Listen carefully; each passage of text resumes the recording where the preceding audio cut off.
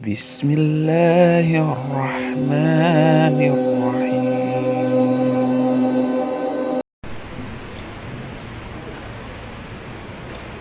Assalamualaikum warahmatullahi wabarakatuh.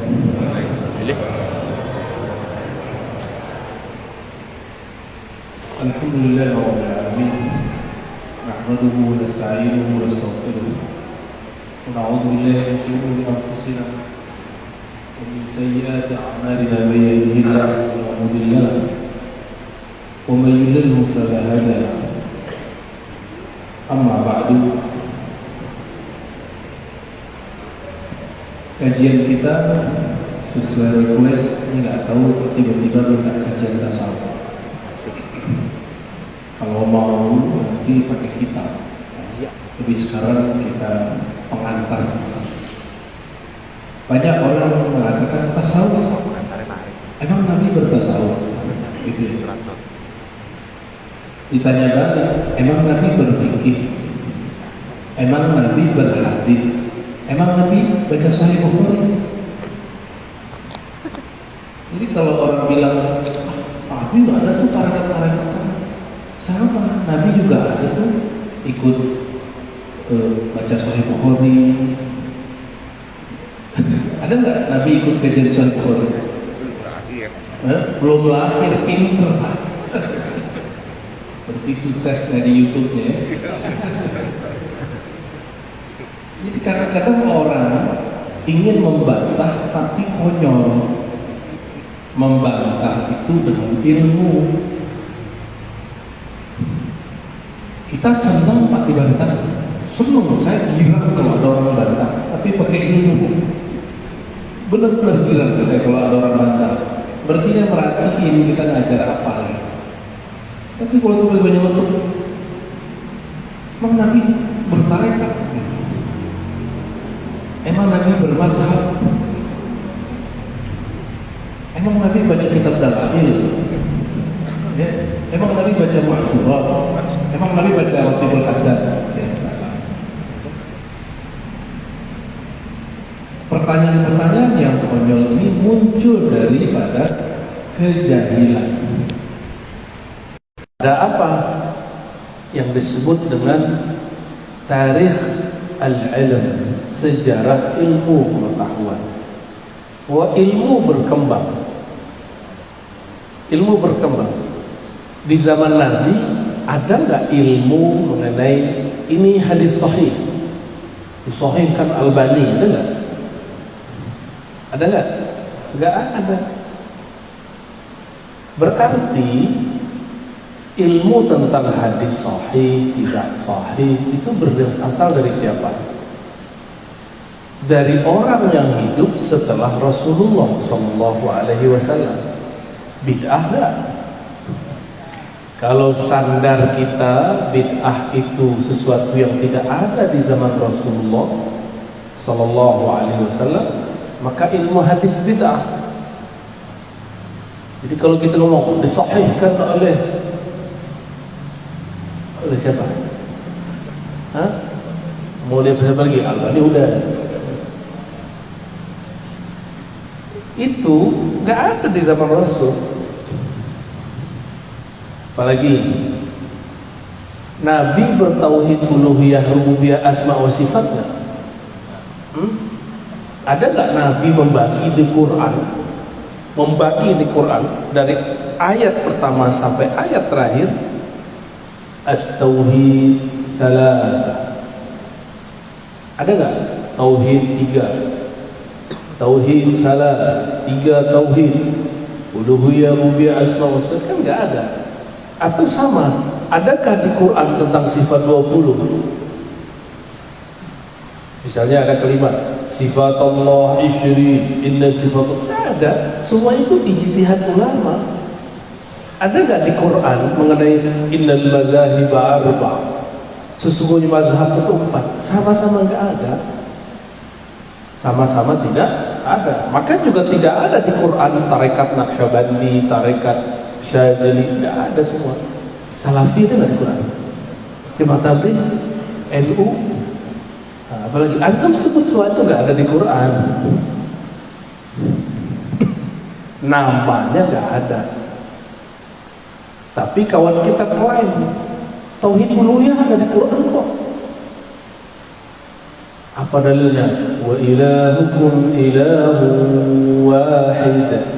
Nah, itu ayat. Wa ilahukum, ilahmu, Tuhanmu satu. Allah kan gak ngomong wa ilahukum bitauhid uluhiyah. Ada nggak? Nggak ada. Itu kan pemahaman. Kenapa kalau imam kita, imam ente yang berpemahaman disebut itu Qur'ani, kalau imam kami tidak? Kan nggak adil gitu. Sama-sama ijtihad, boleh saling mengkritik. Karena ijtihad bukan dari Allah, yang nggak boleh dikritik Qur'annya. Pemahaman terhadap Quran boleh dikritik. Sepakat nggak? Kalau ngeritik Quran kafir, ngeritik Nabi kafir. Tapi ngeritik riwayat hadis Nabi nggak kafir. Imam Bukhari itu pengkritik riwayat hadis Nabi, bukan pengkritik hadis Nabi. Kalau hadis Nabi nggak boleh dikritik, tapi riwayatnya, beritanya dari mana, kepada siapa, itu ilmu hadis. Dan saya 15 tahun mengajar itu, belajar ngajar tentang cara menentukan hadis ini benar, sahih, tidak sahih. Dan kami selama 15 tahun itu bolak-balik khataman kitab hadis untuk mengetahui ini hadis sahih, tidak sahih hadisnya. Tidak hanya itu, kualitasnya juga tidak cukup. Kita hanya harus bahas ini hadis maksudnya apa. Ketika kami membahas ini hadis maksudnya apa, tidak cukup dengan mengetahui kualitas. Kalau hadisnya berkaitan dengan fikih, kami harus meminjam ilmu fikih. Ilmu fikih lewat mazhab. Ya. Dan tidak ada namanya mazhab fikih ahli hadis, itu nggak ada. Ahli hadis tidak punya mazhab fikih. Ahli hadis punya mazhab mensahihkan hadis atau mendhaifkan hadis. Maka jangan diadu antara ahli fikih dengan ahli hadis. Jika ahli hadisnya mengerti fikih, maka dia disebut fuqaha. Siapa itu? Imam Abu Hanifah, Imam Malik, Imam Syafi'i, Imam Ahmad bin Hanbali. Mereka itu ahli hadis, mengerti fikih. Maka coba lihat, Abu Hanifah punya kitab hadis, namanya Musnad Abu Hanifah. Jadi ada riwayat hadis, riwayat Abu Hanifah ada. Baru dengar ya? Tuh, baru dengar. Antum mu'alaf sih muhadisnya. Ada hadis riwayat Imam Malik, judul kitabnya Al-Muwatta. Kata Imam Syafi'i, umur 10 tahun beliau sudah hafal kitab ini. As-sahhul kitab ba'da kitabillah Al-Muwatta. Kitab yang paling valid kualitasnya setelah Al-Quran adalah Al-Muwatta. Loh, Imam Syafi'i kok ngomong gitu? Kenapa Imam Syafi'i gak ngomong Sahih Bukhari? Kenapa? Apa? Betul lah, Imam Bukhari belum lahir. Iya, dia belum lahir. Karena Imam Bukhari belum lahir, dia belum nulis kitab, belum ada Sahih Al-Bukhari. Yang baru ada Al-Muwatta Malik. Itu Imam Malik diajak orang, kamu nih nulis buku yang ditulis orang. Apa jawaban Imam Malik? Wa ma lillahi baqiyah. Jika ini buku karena Allah, pasti kekal. Sekarang semua kitab Muwatta tidak ada lagi yang tersisa kecuali Muwatta Imam Malik. Jadi Imam Malik ini sudah diperjalankan ruhaninya oleh Allah. Nanti Muwatta'mu yang akan jadi. Cuma nggak boleh sombong. bahasanya diperhalus, wa malillahi baqiya. Karena Allah pasti kekal. Kalau orang sekarang apa? Lillah gitu. Tapi saya geli sih dengan kalimat itu. Lalah lillah itu agak gimana gitu. Kayak gak pantas kita ngomong ya. Imam Syafi'i punya kitab Kitab di situ disebutkan sifat sholat Nabi sesuai dengan cara Nabi yang diriwayatkan Imam Syafi'i. Ini karena apa ya? Saya udah susah sekarang untuk nulis. Karena baru duduk jalan lagi, udah nggak sempet. Ya. Mungkin sekarang tugasnya ngomong dulu, ya. Kan nggak semua orang seneng baca, senengnya hasil jadi, benar nggak? Pilih baca apa dengerin ceramah, tuh kan? Bener ya? Tapi insya Allah ini sudah 70% sifat sholat Nabi yang diriwayatkan Imam Syafi'i. Ya. Kan orang biasanya sifat sholat Nabi Albani. Ini yang lebih tua nih. Ya. Semuanya diambil dari kitab hadis riwayatnya Imam Syafi'i langsung. Biar nggak antum pertentangkan cara sholat kita ini dengan cara sholat sifat sholat Albani. Itu kan cuma salah satu kompilasi aja, gitu ya. Jadi Imam Syafi'i periwayat hadis nggak? Periwayat hadis. Kalau kurang percaya buka kitab Bulughul Maram. Di sini ada kajian kitab Bulughul Maram, harus ada. Ya. Itu kitab ditulis oleh imam ahli hadis bermazhab Syafi'i, Ibnu Hajar Al-Asqalani. Cuma sering dipakai oleh orang anti mazhab. Ya, hadis pertamanya tentang Ma'ul Bahar, kata Rasulullah SAW, al-hillu maitatuh, at-tuhuru ma'uhu al-hillu maitatuh. Airnya suci, bangkainya halal. Di situ sebutkan rawahu Malik wa Syafi'i wa Ahmad, diriwayatkan oleh Imam Malik, Imam Syafi'i, Imam Ahmad. Belum ada Bukhari, ya, belum ada Imam Al-Bukhari. Guru saya masih hidup, Allah ya yahfaz, Syekhuna Muhammad Hasan itu tinggalnya sekarang di Jerman karena sempat konflik dulu dengan ayahnya Bashar Assad, politik ya. Dan sekarang Bashar, dulu Assad, konflik ya, dia berani ngeritik pemerintah. Di Timur Tengah itu ngeritik pemerintah, mau negara mana aja, enggak, apapun negaranya, kritik sekarang tar malam hilang. Ya. Di Indonesia kritik di mana-mana, hatta di warung pecel.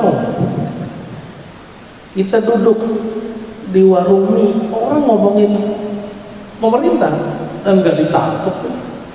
Saking banyak, kan bingung mau nangkap yang mana. Dan Indonesia ini negeri sekarang, negeri surga kritik. Beruntung jadi orang Indonesia ya. Jadi netizen yang paling aktif sedunia itu Indonesia.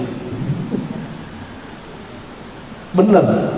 Makanya orang Korea, orang Jepang senang dubbing atau ngambil tokoh atau dia nyanyi lagu Indonesia. Karena mereka tuh dikit.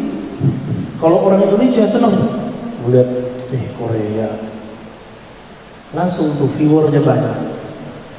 Ya, apa namanya? Saya sampai sekarang nggak benar-benar nyebutnya subscriber, gitu ya. Baik. Kalau orang bertanya, kalau tasawuf dalilnya mana? Gitu ya. Emang Nabi bertasawuf? Coba saya tanya Bapak Ibu, bertasawuf pengen sholat khusyuk kan? Ya, dalil sholat khusyuk di mana? Surat Al-Baqarah 45-46. Dan ada ada pernyataan di Quran di surat Al-Mu'minun, qad aflahal mu'minun alladzina hum fi salatihim khashi'un. Sungguh beruntung orang beriman. Siapakah mereka? Yang di dalam salatnya mereka khusyuk. Inilah tasawuf. Antum kalau nggak belajar tasawuf, kusut salatnya. Mau ustadz sekalipun nggak bertasawuf, kusut.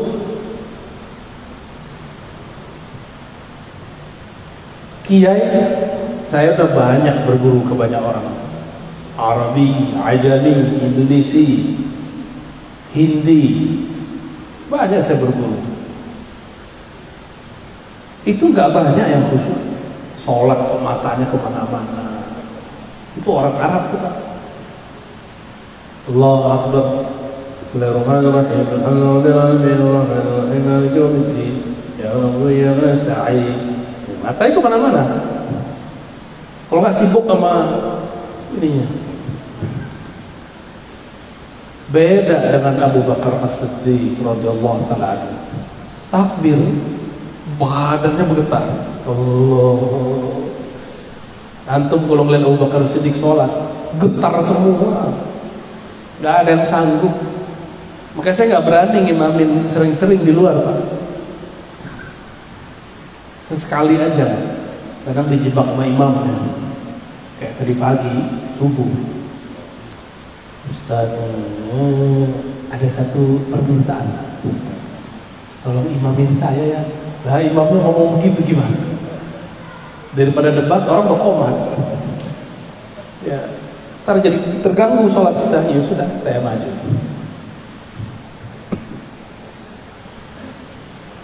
Saya punya guru namanya Syekh Qasim. Kakek guru ya. Guru saya punya guru namanya Syekh Qasim. Syekh Qasim ini pernah diminta ngimamin sholat Jumat. Dia orang kalau zikir lupa sama dunia, Pak. Kalau udah zikir, kalau kita kan zikir malah ingat dunia. Bener ya? Sama kita, Pak. Itu beliau Syekh Qasim, dia thariqahnya Naqsyabandiyah, orang alim, ngerti qiraat. Sholat karena khatib nggak ada, yang tugas nggak ada, beliau yang khatib, beliau jadi imam. Takbirlah, Allah, nggak ada akbar, hilang, Allah, hilang deh tangannya itu. Tapi masih hidup, kelihatannya mati suri. Kan orang bingung, nungguin, ada 10 menit nungguin, bubar aja tuh sholat Jumat. Bubar sholat Jumat, orang pada bingung, ini guru kenapa ini? Itu pernah kejadian. Maka besok ketika dia sadar, jadi dia kalau disebut nama Allah, hilang pikiran dia sibuk asik.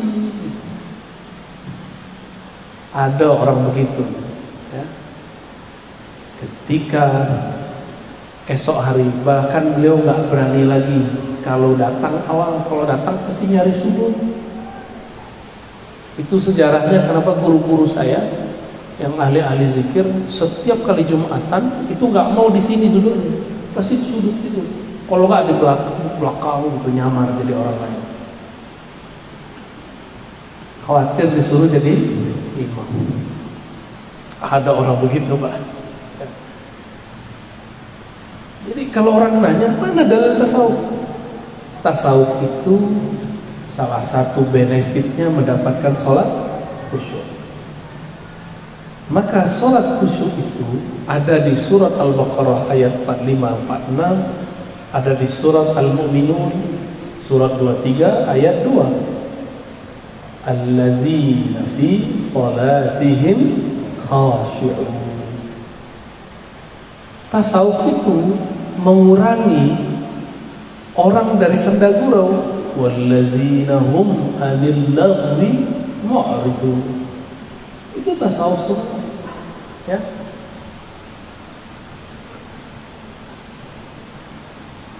Baru setelah itu ilmu fikih.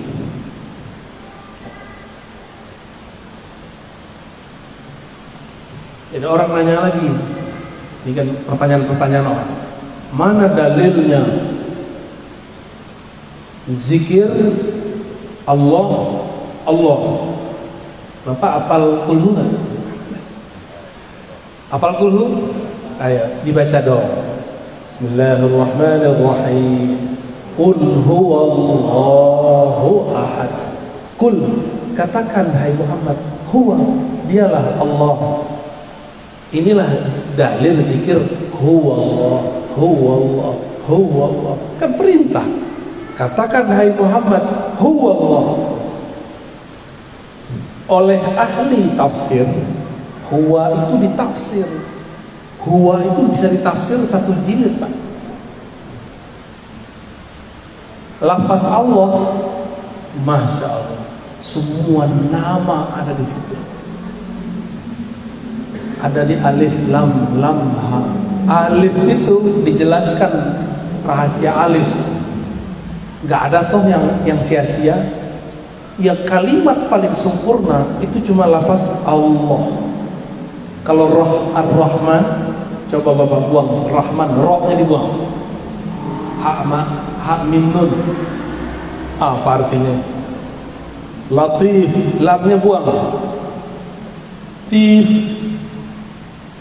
Apalagi wadud, wawunya dibuang. Dud. Kan nggak seru, Pak, nggak jelas. Tapi kalau lafaz ini Allah, alif itu kesempurnaan nama, keesaan nama. Lam itu lam jalaliyah, keperkasaan, kemuliaan, kewibawaan nama. Lam kedua jamaliyah, keindahan nama. Kalau kita buang alifnya lillah, buang alifnya lahu, itu lam ada maknanya sendiri. Apa beda lillah dengan lahu? Ada. Kalau saya bilang ini milikku, lillah, ini milik Allah, itu ketegasan itu. Lahu itu kelembutan. Lamnya buang semua, sisa hu. Ternyata huwa, waw itu waw zaidah namanya, waw tambah, atau waw, ada juga menyebut waw wisol, waw ittisal, istilah ahlu bahasa. Jadi asalnya tuh hu. Dari mana dalilnya? Itu lahu ma fis samawati wal ard. Lahu, hu, baginya. Maka hu itu nama Allah. Jadi jangan heran kalau Bapak ini buka YouTube ada orang zikir hu, itu bukan lagi ngusir jin, itu hu, bukan. Emang mereka sedang mengurai itu satu-satu. Bagi mereka satu kata, satu huruf di Quran berharga. Kalau bagi kita kan enggak. Ya, bagi mereka jangankan satu ayat, jangankan satu kata, itu kata dipretelin, semuanya bermakna. Ini bagi ahli tasawuf. Maka orang tasawuf itu orang-orang yang rigid. Dia detail membaca sesuatu. Kenapa? Karena sufi itu tenang. Orang kalau tenang, pembacaannya detail. Kalau kita kusuk-kusuk, kita gak bisa melihat secara rinci. Sufi itu mereka beramal dengan surat Ar-Ra'd ayat 28. Ala bidzikrillah tatma'innul qulub. Ketahuilah hanya dengan menyebut nama Allah qalbu menjadi tenang. Karena mereka sudah tenang, membaca ayat itu lebih dalam daripada orang lain. Gitu. Maka qul huwallahu ahad, mereka menemukan dahsyat ini surat. Wajar. Ini disebut sepertiga Al-Quran. Wajar kalau ada sahabat hobi baca surat Al-Ikhlas, dia dicintai oleh Allah Subhanahu wa ta'ala. Ada orang yang sakti di TV ketemu saya, Pak, yang dia gak ngomong-ngomong ya. Itu zikirnya pakai hu Allah. Hu Allah, Allahu, hu Allah, Allah. Saya tanya, dapat dari mana, Ki? Dari Babe.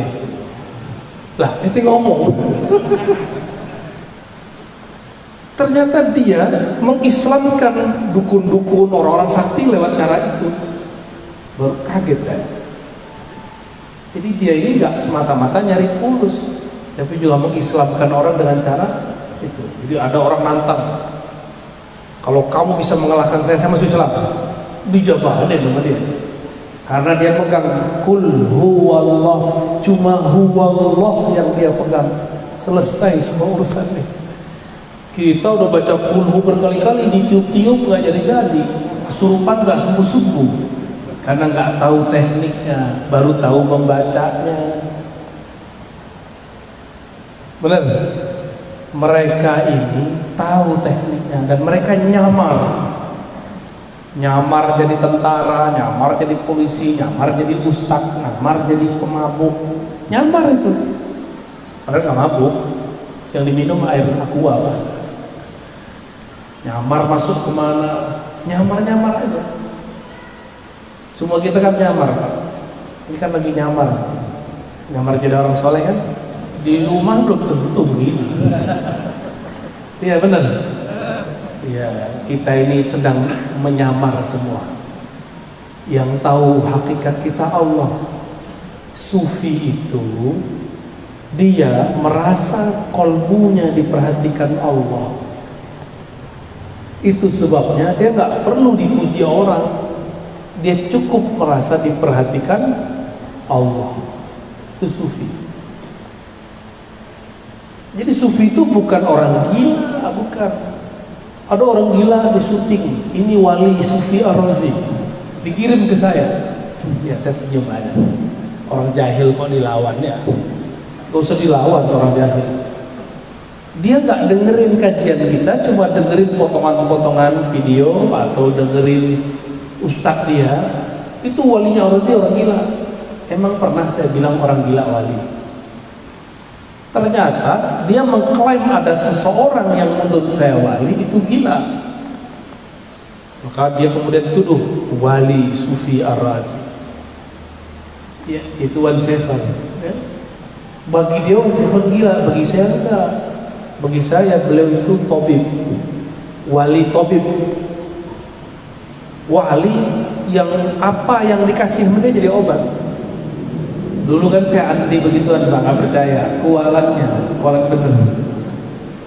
Dulu ini suara serak terus, sakit.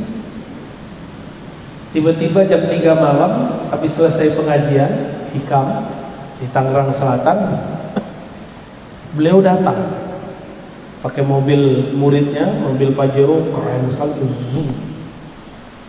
Banyak orang salaman. Saya, sehat. Salim. Itu sekali doang saya ketemu beliau. Salim. Terus tiba-tiba dia ambil itu sirih. Nggak jelas. Itu ngomong apa sih nggak ngerti. Yang ngerti cuma yang di samping dia itu kawan sahabat saya namanya Razi juga, Habib Razi. Suaranya bagus. Sejak saat itu nggak pernah lagi diserat. Kalau serat antam pakai sirih selesai. Ar-Razi yang kata orang sekolah sampai S3, yang ngasih obat seratnya orang yang ente sebut gila. Yang gila ente apa dia? Hah? Jadi orang-orang ini ketipu oleh penampilan orang-orang tertentu. Jadi bagi dia kalau dia nyoret-nyoret itu gila. Gak begitu ya. Berarti yang nyoret-nyoret tembok gila semua dong. Baik. Jadi sufi itu apa? Tasawuf itu apa? Nah, kita harus punya perbandingan fikih, akidah, tasawuf, hadis, tafsir. Ilmu hadis ya. Ilmu hadis itu ilmu mengetahui sumber riwayat, kualitasnya dan statusnya, diterima atau tidak suatu riwayat. Jadi tujuan belajar ilmu hadis apa? Supaya mengetahui ini riwayat diterima atau tidak. Ilmu fikih, ilmu mengetahui ilmu mengetahui kesahihan dan ketidaksahihan suatu amalan, sah atau batal. Ilmu akidah, ilmu mengetahui sifat Allah yang wajib, yang mustahil, yang jaiz. Lalu tasawuf apa? Ilmu tasawuf, ilmu juga ilmu sama kayak tadi, untuk mengenal Allah, mengenal cara beribadah kepada Allah, agar mengetahui ibadah diterima atau tidak. Kalau ilmu hadis saja bisa ada ilmu diterima atau tidak, kenapa ibadah ini bisa diterima atau tidak nggak bisa dipelajari? Bisa dipelajari. Sholat kita tadi nggak ada yang diterima, Pak. Serius? Nggak ada yang naik tadi. Percaya mas saya? Nggak ada yang naik tadi. Semuanya kacau, pikirannya kemana-mana, termasuk saya. Biasanya sholat itu kita fokus semua. Ini kok sholat nggak fokus? Ini ada apa ini? Ada yang salah kali niat kita datang ke sini atau enggak, saya nggak tahu. Sama nggak? Pikirannya banyak tadi? Banyak pikiran tadi, ya kan? Saya nggak tahu alam gaib, tapi itu yang datang ke dalam batin saya. Nggak ada yang terima. Makanya wajib, bukan sunnah, istighfar pada sholat. Secara fikih sunnah, tapi secara ilmu hakikat wajib. Itulah tasawuf. Sholat kita nggak pantas diterima, nggak pantas. Sholat kayak gitu mau diterima. Terus gimana mau jadi qad aflahal mu'minun? Ya. Maka perlu ada latihan khusyuk. Latihan khusyuk. Sholat itu tujuannya apa? Surat Thaha, aqimis salata lidzikri. Surat Thaha ayat 14. Dirikanlah sholat untuk mengingatku. Maka supaya sholatnya beres, latihan zikrullah. Latihan zikrullah sama dengan orang latihan tahfiz, sama dengan orang latihan panah. Sebelum memanahnya bagus, maka panahnya berkali-kali. Orang kalau mau bentuk tubuh yang bagus, dia latihan ngangkat berat. Ada angkanya nggak? Bid'ah nggak tuh? Rasulullah nggak pernah ngajarin. Mana? Kan di hadis cuma dikatakan memanah. Caranya kan nggak diajarkan. Antum memanah dengan cara begitu kan bid'ah itu. Nggak ada di zaman Rasul. Perintah-perintah begitu kita kerjain. Untuk apa kita buat metodologi? Untuk mencapai tujuan. Maka kita berlatih untuk mencapai tujuan. Itulah sebabnya kenapa di dalam tasawuf yang dilatihkan zikrullah. Zikir sekian, zikir sekian. Tapi ada tasawuf yang murni. Tadi tasawuf amali namanya, tasawuf amal, tasawuf wirid. Ada tasawuf murni, itu tasawuf yang isinya ma'rifatullah, ngaji tentang Allah. Bapak kalau wirid 1000 itu terasa lama. Tapi dari tadi habis maghrib sampai sekarang kita ngaji, gak terasa ya? Maka thariqat ma'rifatullah, thariqat mengkaji tentang siapa yang disebut dalam zikir, itu kadang lebih seru daripada zikir. Kita senang sama seseorang, ketemu orang yang kenal sama orang itu, Nanya-nanya, tahu-tahu udah 2 jam. Coba, kalau kita sebut-sebut namanya. Namanya siapa, Pak? Yang Bapak senang? Siapa? Siti Rahmah. Betty, bete,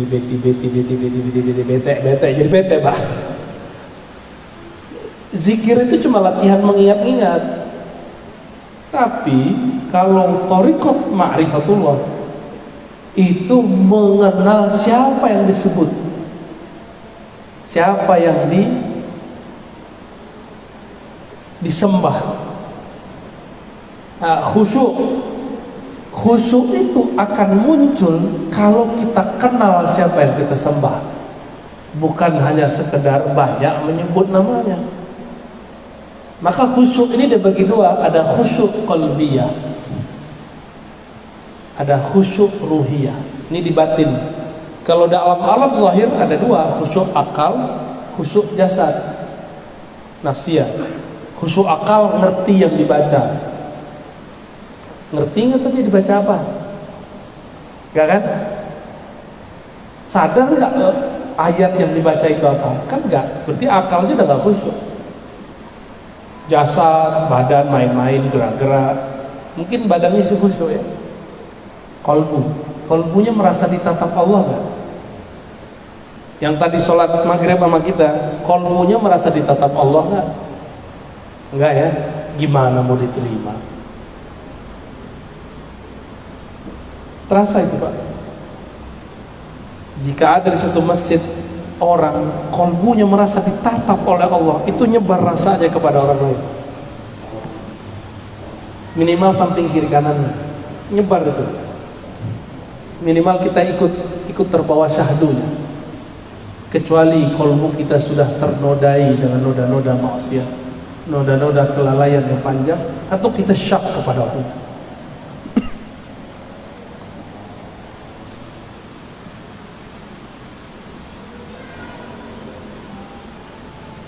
Berdasarkan ini semua, maka bertasawuf itu bukanlah aneh-aneh ya. Tasawuf itu bukan zikir nari-nari. Itu seni orang zikir. Yang zikir bukan itu. Zikir itu ketika lisan berkesesuaian dengan kalbu menyebut nama Allah Subhanahu ta'ala. Kita azan ya? Benar. Azan, habis itu ada satu sunnah yang jarang diamalkan oleh umat hari ini. Sholat isya ditakhirkan berjamaah. Bapak silakan buka Sahih Bukhari, Sahih Muslim. Nabi itu selalu mentakhirkan sholat isya kecuali orang sudah ramai ya. Ini kan kita jarang rame-rame begini untuk ngaji. Jadi nanti azannya nggak usah panjang-panjang kan, habis itu langsung tanya jawab ya. 10 menit cukup ada azan, kita langsung.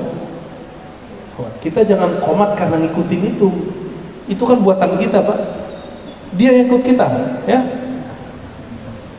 Jadi nanti kalau ada yang protes kasih tahu. Baik, fadhal.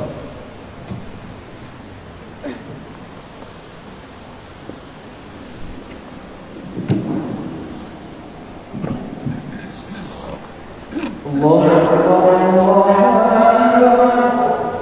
Allahu Akbar.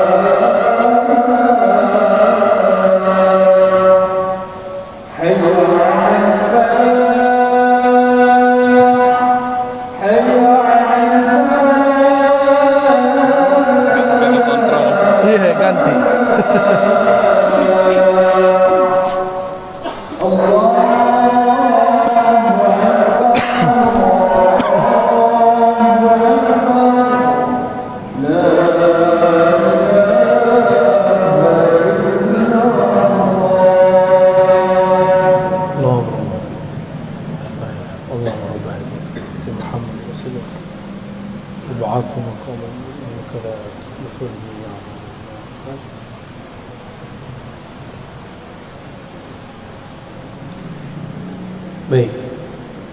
Tanya jawabnya langsung ke kertas. Hah? Next pakai kertas ya, biar efektif. Ya. Pada pertanyaan mungkin ada yang tanya silakan.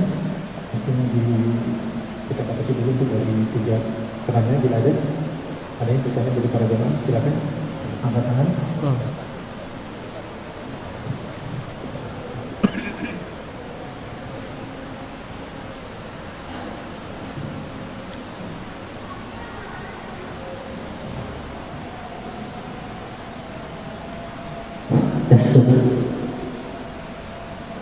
Bismillahirrahmanirrahim. Assalamualaikum warahmatullahi wabarakatuh. Assalamualaikum. Mohon izin Buya mau menyampaikan pertanyaan 2 hal. Pertama, saya jalani dari Jati Sampurna Bekasi. Alhamdulillah dengan ridha Allah, dengan kawan-kawan dari Bekasi juga bisa hadir di tempat ini. Alhamdulillah. Buya mohon maaf, pertanyaan pertama ini berkaitan dengan roh gitu ya. Saya 2 orang anak saya sudah meninggal, masih belum balik.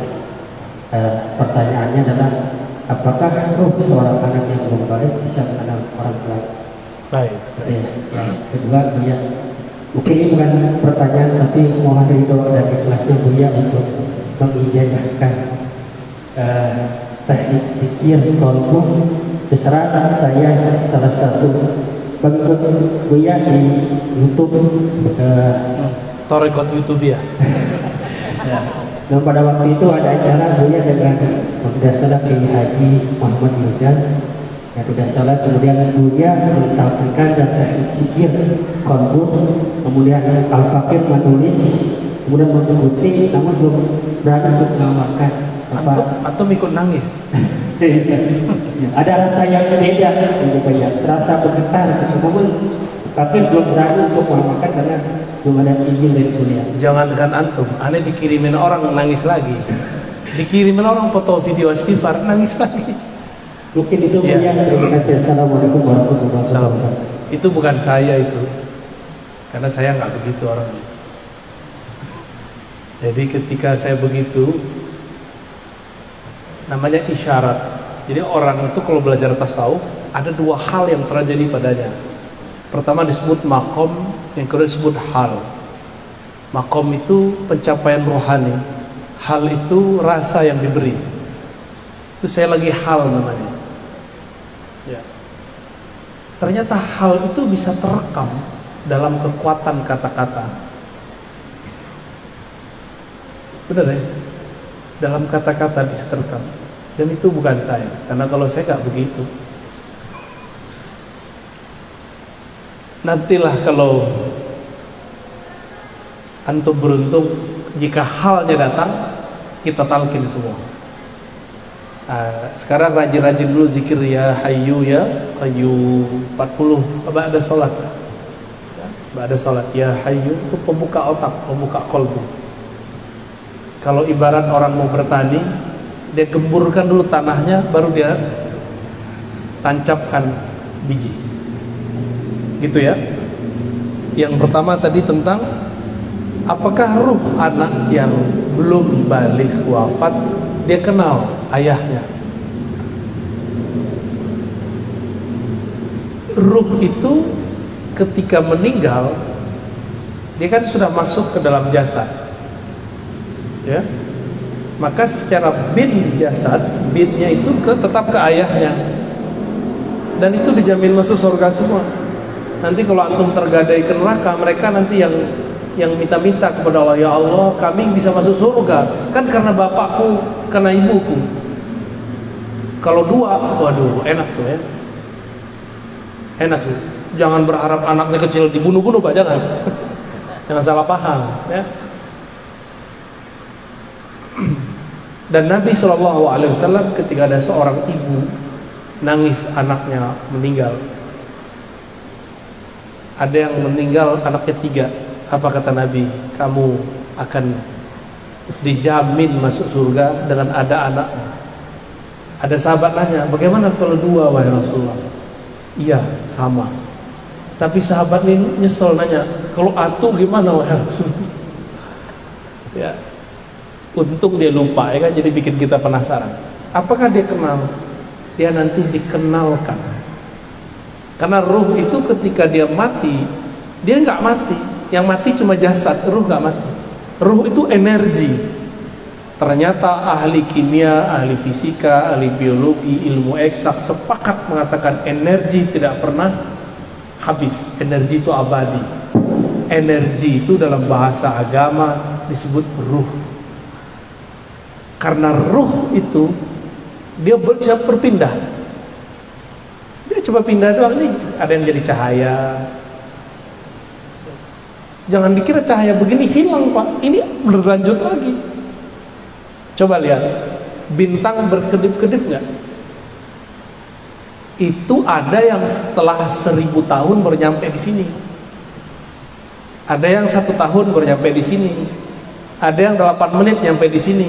Matahari itu 8 menit nyampe di bumi cahayanya. Jadi energi itu bergerak terus. Jadi apa yang kita lakukan di bumi itu tidak habis, walaupun antum mojok di hotel, mojok di pohon, mojok di mana, korupsi di mana, melakukan yang nggak benar di mana, itu energi jalan terus. Dan Allah punya tentara-tentara, punya karyawan-karyawan langit yang mencatat energi itu. Oh, dia saat ini mengeluarkan energi. Tapi energi paling dahsyat, wala dzikrullahi akbar. Sungguh mengingat Allah itu lebih besar. Jadi insya Allah anaknya kenal. Nanti kan ruhnya dikasih badan lagi. Badan yang bukan badan yang di bumi. Kalau badan di bumi sanggup nggak Pak? Jalan 500.000 tahun, sanggup nggak? Maka tubuh yang Allah kasih nanti itu bukan tubuh ini. Tulang ekornya sama, tapi tubuhnya bukan tubuh ini. Tubuh ini disuruh ke Indomaret aja udah capek. Ya, kayaknya tuh banyak penyakit semua tuh. Gitu ya, wallahu a'lam bishawab.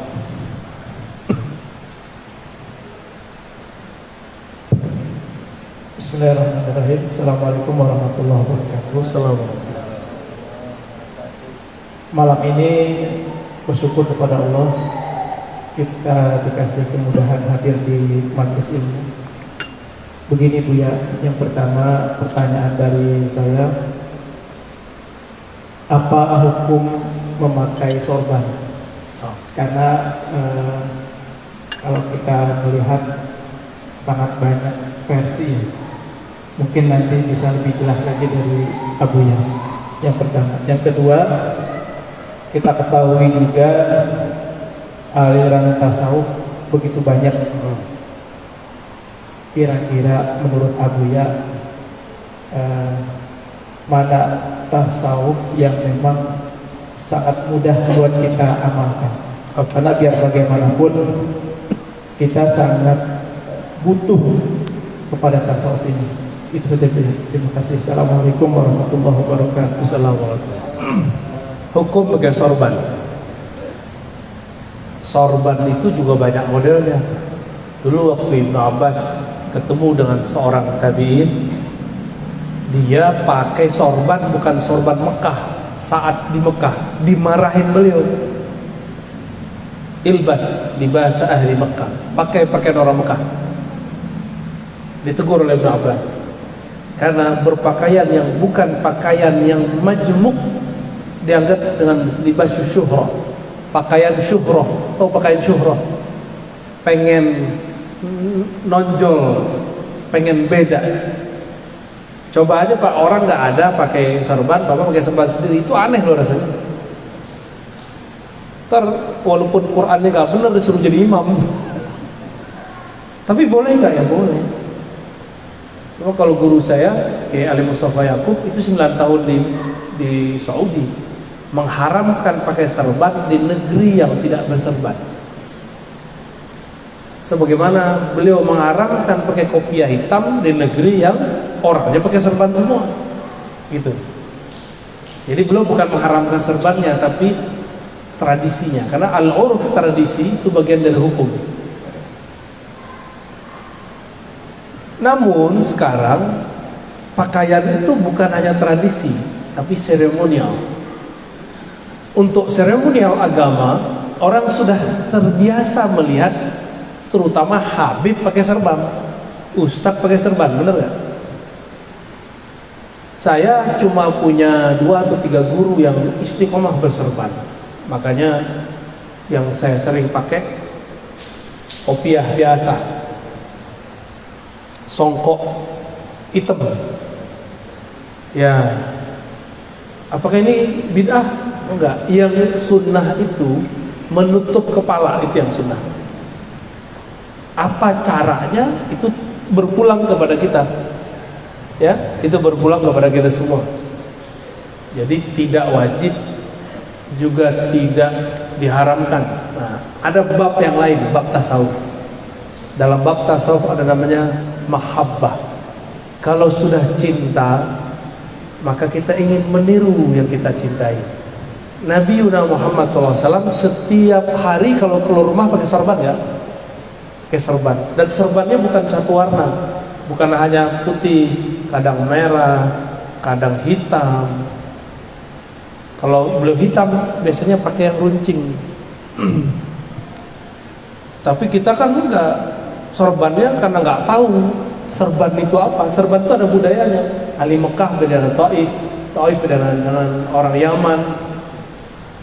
Habibna Umar itu beda dengan Al-Habib Adni.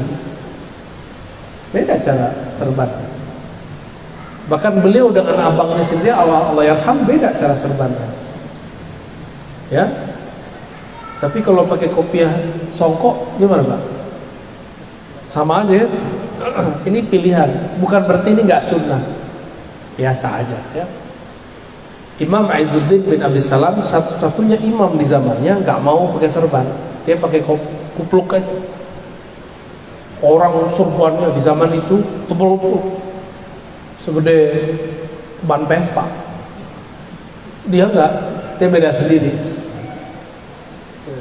Tapi semua ulama berserban, cium tangan dia. Ya, Imam Izzuddin bin Abdis Salam disebut Sultanul Ulama. Bahkan sultan-sultan cium tangan dia. Oke.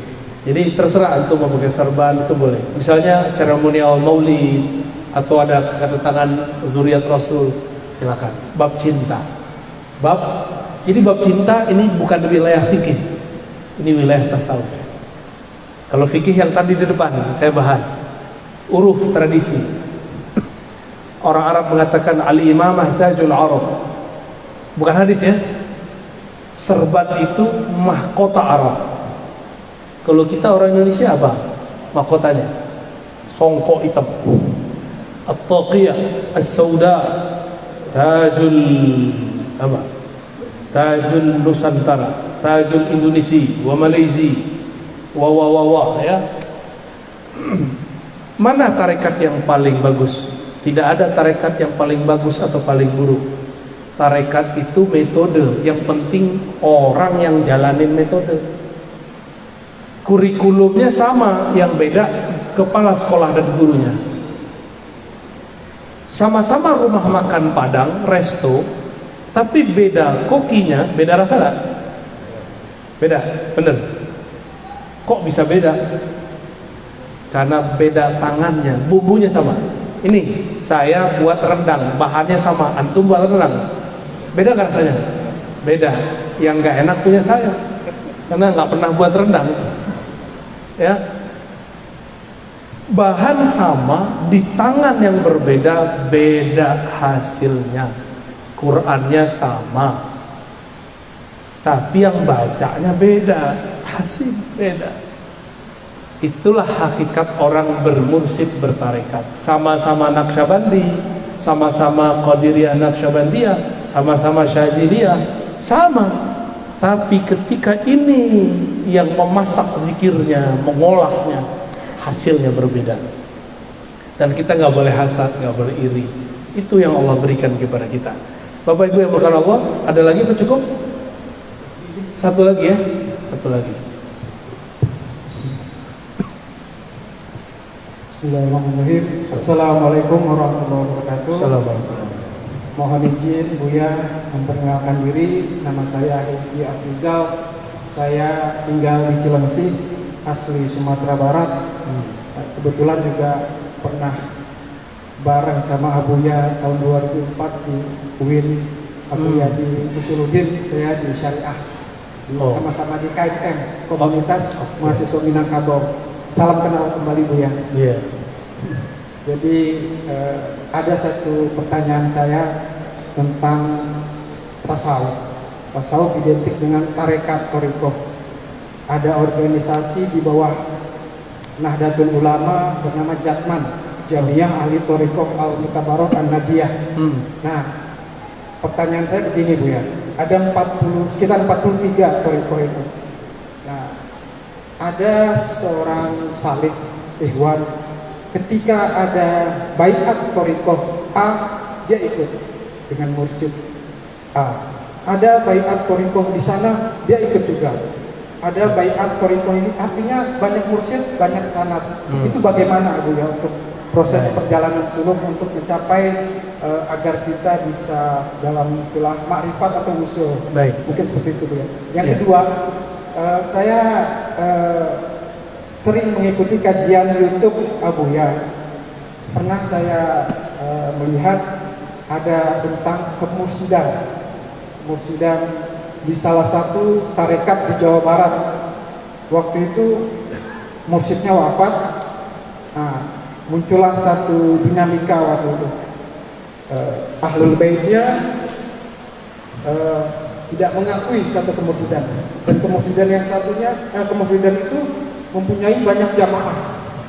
Nah, kadang dinamika ini membuat ikhwan-ikhwan yang di bawah ini dilema, apa yang harus dilakukan. Muncullah opsi bahwa mursyid itu harus yang hidup. Mursyid itu kalau yang mati nggak bisa. Kalau misalnya dia sudah wafat, kenapa nggak langsung ke Rasulullah saja? Nah, mungkin di situ karena waktu itu saya lihat YouTube-nya itu sepotong, jadi saya kurang memahami dari beliau. Mungkin itu saja, mohon maaf. Wallahu muwaffiq ila aqwamit thoriq. Wassalamualaikum warahmatullahi wabarakatuh. Assalamualaikum. Ini orang Padang tapi nggak Muhammadiyah, bertarekat. Ya. Gimana dengan orang yang sering ngambil baiat talqin? Nah, kenapa dalam kajian saya thariqat itu yang penting bukan talqin tapi ngaji? Karena talqin ilmu lebih penting dari talqin zikir. Ya. Karena kejadiannya kayak tadi, jadi kolektor baiat, kolektor talqin, terbingung, gue mau ikut tarekat yang mana ya? Kebanyakan nih. Cukup mobil satu sampai daripada mobil banyak tapi nggak dipakai-pakai. Karena saking bingungnya mau pakai ini bagus tuh. Namun ada yang disebut tabarruk, seperti tabarruk ngambil berkah. Kita cukup bermursyid ke satu orang, tapi bertabarruk kepada ribuan orang boleh. Ngambil berkah, ngambil sanad. Bertabarruk itu tradisi ahli hadis. Karena sufi ini banyak yang ahli hadis, mereka selesai ngaji kepada seorang mursyid, dia minta izin untuk tabarruk muter. Tapi amalan dia yang dia jalani satu orang mursyid. Silakan berbaiat 1000 kali, tapi mursyid cukup satu aja. Setelah mursyid, misalnya kita sudah selesai di kurikulum mursyid, boleh nggak ganti mursyid? Ganti mursyid nggak boleh, tambah mursyid boleh, upgrade mursyid boleh. Kalau ganti mursyid, antum su'ul adab, kurang ajar namanya. Tapi menambah mursyid boleh. Mursyid kan pembimbing, yang sempurna kan cuma Rasulullah. Maka di luar Rasulullah, mursyid tidak ada yang sempurna. Maka mursyid gak boleh larang muridnya kalau muridnya sudah cukup pemahamannya. Jangan ditahan, guru nanti jadi hijab. Jadi kebanyakan murid nggak usul-usul, tidak sampai kepada hadirat Allah karena ditahan sama gurunya. Harus dilepas kepada guru yang lain. Siapa tahu nanti beda thariqah, beda mursyid, beda lagi ahwal dan makomnya. Ya, jadi saya mengimbau para praktisi tarekat, para mursyid, wakil talqin, jangan menghijab murid. Jadilah yang membuka jalan untuk murid. Tapi kalau ada nih, ini baru, kita bilang tunggu dulu, taruh waktunya, saya kasih tahu, kamu akan saya lepas. Nah, itu hak seorang mursyid. Sama kayak masuk sekolah, kan ada dari kelas 1 sampai kelas 6, kelas 1 sampai 3, kelas 1 sampai kelas 3, kan begitu. Selesai dulu kelas 3, baru ente pindah. Kalau enggak, di sini dia pindah kelas 2, belum naik kelas pindah lagi. Nggak naik kelas Pak, udah 1000 kali nggak naik kelas, di situ aja. Inilah nasib kolektor talqin tapi nggak punya mursyid. Ya, guru-guru itu pencemburu. Serius wallahi, guru-guru itu pencemburu. Apalagi kalau nafsiyahnya belum selesai, dibakar sedikit dia nanti serang mursyid yang lain.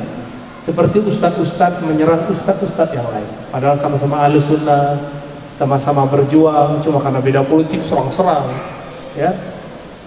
Terus apa tadi yang terakhir?